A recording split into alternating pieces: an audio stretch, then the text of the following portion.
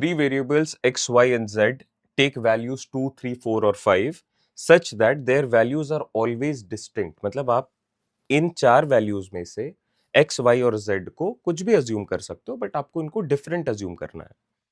If m and n denote the largest possible value and the smallest possible value respectively, m largest है, n smallest है, for the expression x into y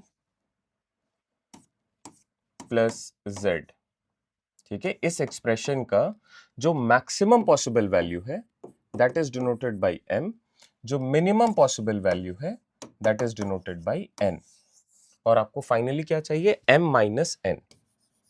alright, तो you need to know the values for m and n. अगर ये पता चलेगा तब तो इसे कैलकुलेट करेंगे.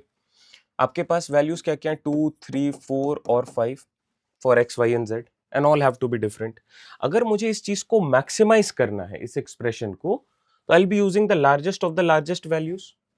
तो मैं अगर 5 इंटू 4 करता हूं तो ये सबसे बड़ा नंबर देगा, because if I do 5 into 3 छोटा नंबर है, 4 इंटू 3 उससे भी छोटा नंबर है, 5 इंटू 4 करा तो इन दोनों में से किसी को भी 5 एज्यूम कर लो, किसी को भी 4 एज्यूम कर लो. This is 5 into 4 which is 20.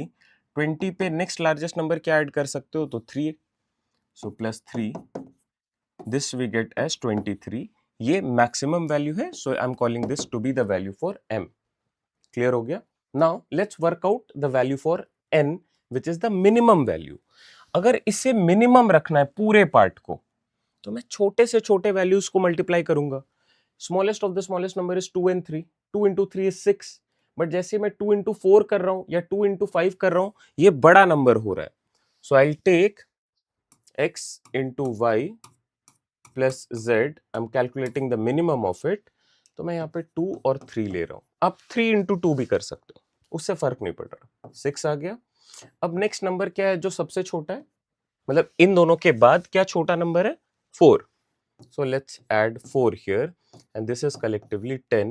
So n is actually 10. We need to find m minus n, which is 23 minus 10, which is 13. Option C is